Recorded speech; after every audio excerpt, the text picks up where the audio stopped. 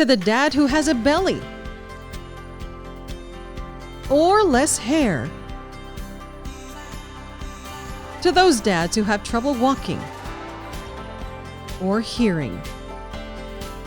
To the dad who, after a hard day at work, still prepares dinner and walks the dog. And to the stepdad who chose to love you and raise you. The Viva Auto Group celebrates all dads on your special day. Happy Father's Day.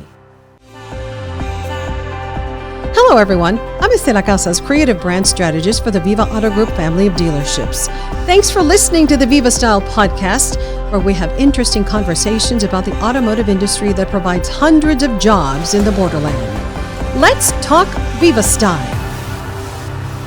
Oh, Viva Style. Good afternoon, everyone. We hope you're doing well in this heat, sweltering heat that we've been having lately, huh? Yeah, it's getting there. Well, my guest today is Patrick Brown, and he's Chief Operating Officer here at Viva Auto Group, but he is many things. He wears so many different hats. But today we get to talk about fathers. What makes a father right before Father's Day?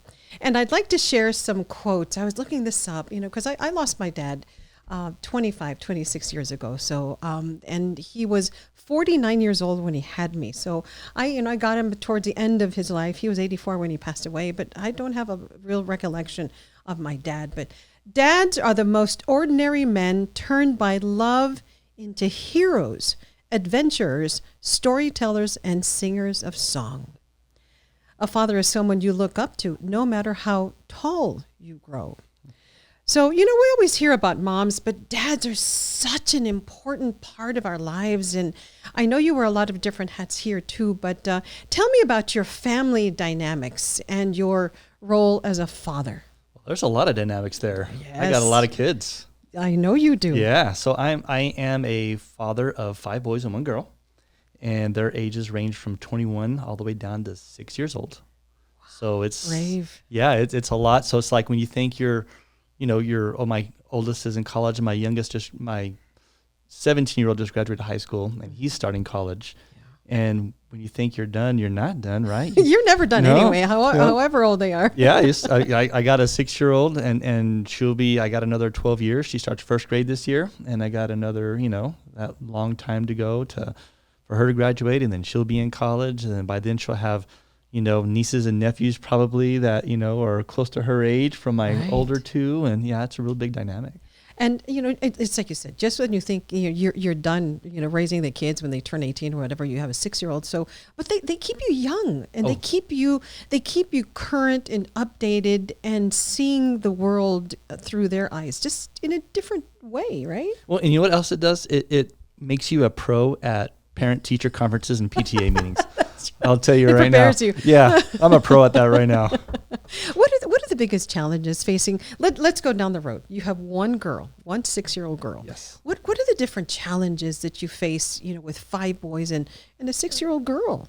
Well, what I see, my perception is how she is it's funny because she'll be in the house and she'll try to yell a lot and to speak over the boys, right? It's like, you don't hear me, you're not listening. But we're all right there. We're like, you don't have to yell, mamas. You can just, but she talks loud because she wants to stand out. She wants to be heard. And boys are boys, and they're going to run around and play and wrestle and this and that. And she will try and get involved in that, and she'll be trying to wrestle too and talk to the boys and talk over the boys. And so, she has that, but then she's also the princess. Of course. She'll go out and rough play with the boys, and she'll try and play football, and she'll play soccer, and she'll go in the pool. And then when it's princess time, she's doing her nails, and she's putting on her own makeup, and she's dolling herself up all by herself and her little vanity, Yeah. And so what are some of the challenges? So that's those aren't even challenges. That's just a lot of fun. It's fun stuff. That's a fun stuff. When she starts going into first grade, and when she won't be able to, will have to lower her voice or not be so aggressive, right? Right. Those are some of the challenges that she's facing. But your boys, what kind of challenges do you face as a father with boys of several different ages? I know some of them are musicians. And it's just hard for you to be able to make all those practices, all those performances, you want to be everything to all of your children, and you just can't sometimes, especially with 6. It's hard, but what I found is you have to be really focused with time management, not just in the workplace, but with your life. Because what you got to realize, and this is, I talk about this sometimes in the motivational meetings I give, is time is a currency. And where you put your time is what you think is most valued. So if you don't make a conscious effort to make sure you personally carve out that time that your family needs, not that what you think you want, but what your family needs. And there's a difference there. Absolutely. There's a want and there's a need. So if you carve out that time, remembering time is a currency, you're going to get, it's like investing. When you invest something that gives you good return, that's like investing in your children. So you want to make sure you carve out that time and invest in them so you get a good return. So what does Patrick Brown's day look like? I know a little bit about it, but what does it look like? You have to get up very early to have that, maybe some me time and some spouse time and some 6-year-old girl time and some teenager boy time. And where do you find the time to do anything? Well, my day's pretty interesting. It's full for sure. I'll get up, between 5 and 5:30 in the morning.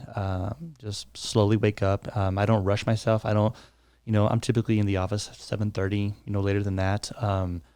I won't rush myself, get up at 7, hurry, run, and get to work. I won't do that. I have meditation time, my prayer time that I have for myself. Get myself mentally prepared for the day.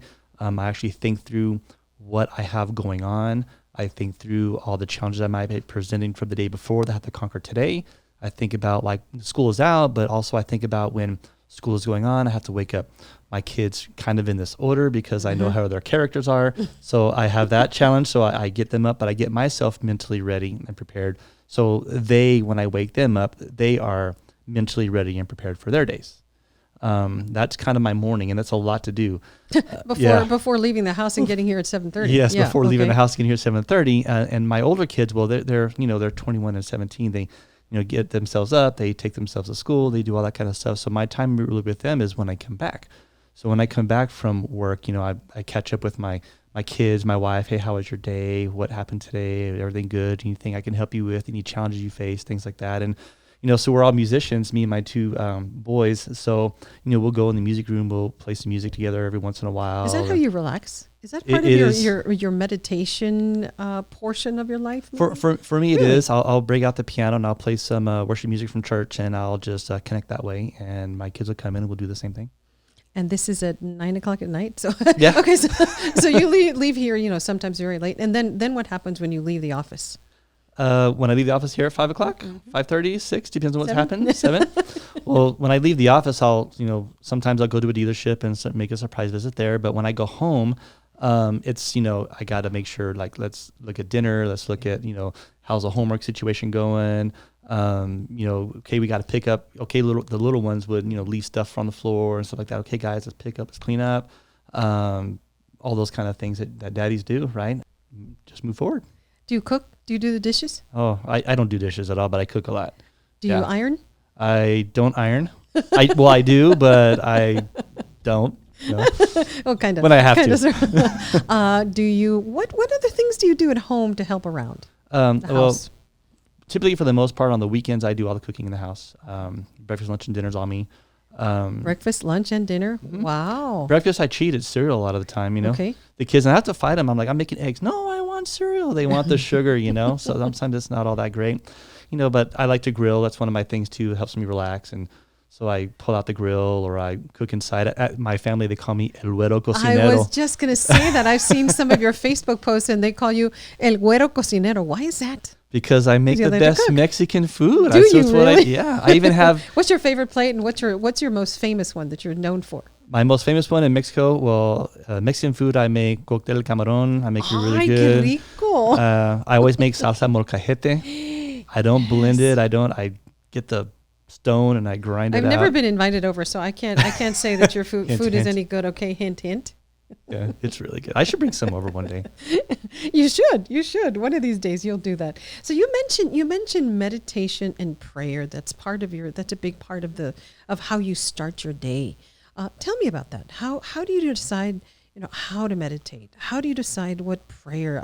I get prayers every day and I pray in the morning, but they're sent to me. It's not like they just come out of my heart many times. Where do you find that? So for me, it's I have a relationship with Christ. I feel so I don't pray like a certain prayer, like like I don't do like I'm not Catholic, so I don't know, but I don't do those kind of prayers. But I talk to Jesus like I talk to a person, and these are my challenges. This is what I need help with today. This is what I would appreciate. Thank you for what you've done, and it just kind of pushes things out. That's fantastic. Wow. And meditation, is that part of your meditation? Yes. Okay. Have you taught that to your kids too, or do you think they will develop it on their own later down the road? I'm asking you all these questions because I think this is a great opportunity for you to share your wisdom and your knowledge to be able to raise 6 children. Well, I look at a role of a father very serious, right? So I think my number one responsibility is what kind of legacy am I going to leave? And legacy doesn't mean like how people think of you. Legacy means how people respond to you and how they use that example in their lives, right? So I want to live that legacy, and you have to do that to be able to. You have to give that example. So yes, my kids. So I volunteer at Abundant Living Faith Center. I play piano there, and my kids also volunteer there, and they also play music there. And we're connected together as a family. So when we do this stuff, it's not like, oh, one person goes off and doesn't comes back. No, we're all engaged together because this is a legacy I want to make sure my kids have, and I see it bearing fruit, and I see that's their legacy they've captured, and hopefully they'll leave that legacy onto their kids. That's a pretty deep thoughts and great conviction that you have to carry on through your children. Where do you get all that? What inspires you? What motivates you? I mean, legacy just doesn't appear. It takes work and effort. It does take work and effort, but there's ways to look at it. So I look at it like this. There's examples of things that, my home life with my father wasn't really there. And I don't want that legacy for my kids. That's not the legacy I am going to choose to leave behind. So I have to be the total opposite of that.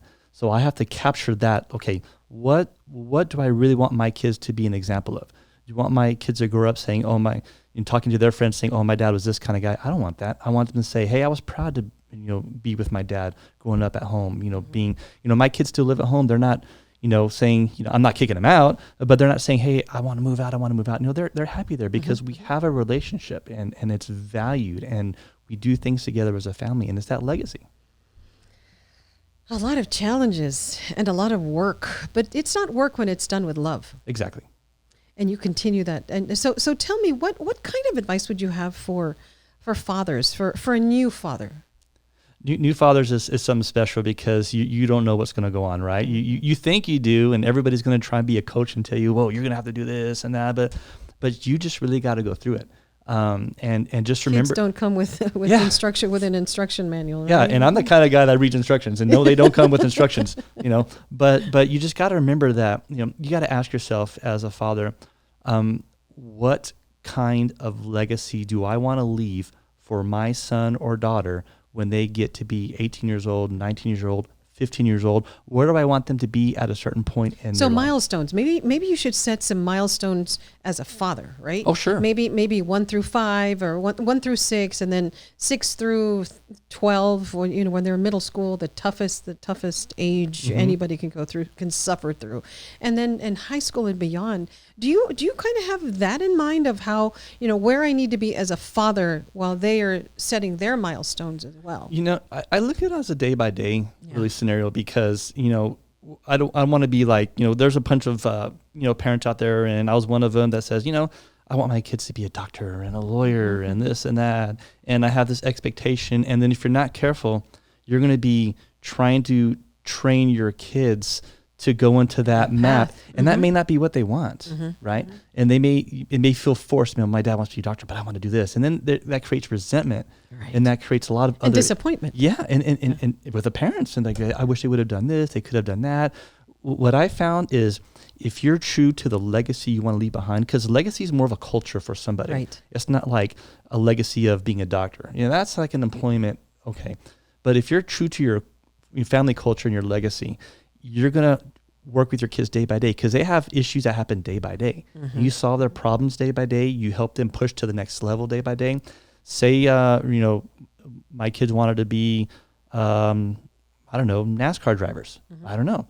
But it would be my responsibility to help them push their dreams and visions day by day. So every day they're motivated, every day they're inspired, so they don't go backwards. They don't feel, and then if they say, you know what, Dad, I want to try this now. Okay.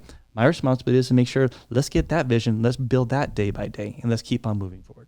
So you have 5 boys. 5 boys. And a girl, a 6-year-old girl. Do you see yourself treating her differently?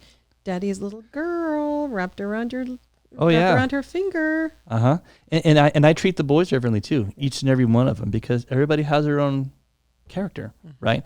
So yes, it's funny. It's daddy. I'm daddy's girl, and she'll come to me more than she'll come to mommy, and that kind of stuff. It happens. She wants things done. Yeah. It does exactly. Are you the disciplinarian? I am.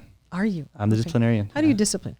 With words, with chanclas, with el cinto. A veces con la chancla, like that. You just have to be. You have to be stern and unwavering. Yes. Because if you give in any time, like, okay, well maybe this once, well then you just open the door. So you just have to be consistent in your parenting, and that's what it is. If you make a decision, you and your spouse make a decision to parent this way, well that's the decision you make, and you hold true to it. And that also helps, especially when you have so many kids like I do, that also helps prevent that, I'm going to go tell mom, go tell dad, that kind of thing. Put you against each other. Yeah. It's tough. It's tough. And it happens, but as long as you're consistent in your parenting communication, you got to have that, then that kind of doesn't really happen much. So as a man with your 5 boys, it's different. What dreams or hopes do you have for your little girl? To do whatever she wants to do. My hopes and dreams. Is it different? It is and it isn't. It's a different. I'll tell you, it's a different feeling because this is my first girl, so it's like, okay, it is different, but the vision and the dreams are still the same. When she graduates, or when whatever she wants to do in life, that she is successful at what she chooses, and that's the legacy I want to leave. Whatever they decide to do, whatever it is, that they're the very best of what they have right then. Okay. What other advice do you have for fathers? We talked about first-time fathers, and when you have a baby in your arms, father. How about for fathers maybe a little younger than you who are coming up and have young teenagers? Not a 21-year-old and not a 6-year-old, but somewhere in between the teenage years that are just so very hard on everybody. I just think that teachers or parents, you just deserve like combat pay when you have a middle schooler, right? You know what I found is the less involved you are in their like extracurricular activities and stuff, the more that becomes a challenge, because there's a line. There's dad's home from work, dad's got to wind down, let dad do his thing for 2 hours, but then 2 hours or whatever it is. Okay. But then there's the kids who are in 7th grade, 8th grade that have after school sports, intramural this, that, so the more you ingrain yourself with the success of your children earlier on like that, the less that is going to be a problem. That's true. It's easier to take care of that than to have to find help to change the things that you should have taken care of when they were growing up. Exactly. Yeah. Anything you'd like to add, Patrick, that we don't know about you? You wear a lot of hats here. Every day is a challenge at home and here. What is your quiet time? What is your you time, your me time? My me time is really in the mornings we were talking about earlier. That's a lot of my me time. In the evenings, spend time with my wife, and we put the kids to sleep at a reasonable time. I don't, even though it's summer, I'm not keeping them up till 11 o'clock at night. I don't do that. So we have our evenings together, and that's just that, and I have my me time, but I also, what's more important to me is the relationship with my family time. And so I'm there, I'm present. I'm not the kind of person that's going to go out every day, and I don't do that. I spend my time at home, and that's where I'm at all the time. And if I'm not home, I'm somewhere with my family. I'm not somewhere like by myself or whatever. So that's my piece, to know that the legacy is being transferred to my kids. Any regrets? Not at all. None at all. None. Okay. What are your dreams? What's next for Patrick? I'm living the dream. There you Actually, go. I am. Really, I never thought I'd be where I am right now. I never thought I have this amazing job with an amazing company. I've never thought that I have an amazing family I have, a wife that I have, and there's nothing more that I could ask for. How do you want to be remembered? I know that it's part of our newsletter, and I remember exactly what you said, but I'd like for you to repeat it or add to it or change it if you'd like. But how would you like to be remembered? I would like to be remembered as someone who could leave people better than when they found them. That's a lot to ask sometimes because a lot of people aren't open, don't have an open heart, and don't have an open mind. But I'm going to try. And that's it. That's why I do it. Okay. Let me share some other little quotes that I set aside. It says, "My father gave me the greatest gift anyone could give another person. He believed in me." This is Jimmy Valvano who said that. Liza Minnelli, as you all know, is a singer. And I've said it before, but it's absolutely true. "My mother gave me my drive, but my father gave me my dreams. Thanks to him, I could see a future." Sigmund Freud, "I cannot think of any need in childhood as strong as a need for a father's protection." Steve Martin, funny guy, "A father carries pictures where his money used to be, in his wallet," right? That's right. And George Strait said, "Daddies don't just love their children every now and then. It's a love without end." Amen. Amen. So you talk about protection. You talk about, helping realize their dreams. You're a storyteller. You're a hero, and you are an adventurer. And that's what fathers are. And not all fathers. You certainly are a beautiful example. You are a beautiful example of what a father should be. And we thank you for that. And your kids are a testament, and they will carry on your legacy forever and ever. Yes, they will. Yeah. Anything you'd like to add, Patrick? No. Thank you for having me on. Hey, thank you so much for opening up your heart and sharing your wisdom with all of our viewers today. Mm-hmm. And we wish you happy Father's Day. We hope that you have a Sunday full of love and good food, good Mexican food. Yes. And obviously that you are gathered with your children and can enjoy the day with family and friends. Have a great day, everybody. And thank you all for tuning in. Para el papá con unas libritas de más o menos pelo. Para el padre que se le dificulta caminar o ha perdido el oído. Para el papá que a pesar de un día largo y dificultoso, prepara la cena y camina al perro. Y para el padrastro, quien decidió aceptarte y amarte como si fuera su sangre, Viva Auto Group te celebra en tu día. Feliz Día del Padre. To hear what you think about today's conversation, go to the Viva Auto Group Facebook page and like us. If you're in the market for a new or pre-owned car or truck, we invite you to choose a Viva vehicle. The future to shrink your carbon footprint begins now. It's meaningful driving, and change starts with us. And Viva with the Kia EV6 or Niro, Ford Mustang Mach-E, Nissan Leaf, Chevy's Bolt with electric power that moves you, or a hybrid that combines electricity with fuel. Lessen your personal impact on the environment on the road with an EV or hybrid from any of our Viva vehicles. What's your Viva style? It's what you want it to be in El Paso and Las Cruces.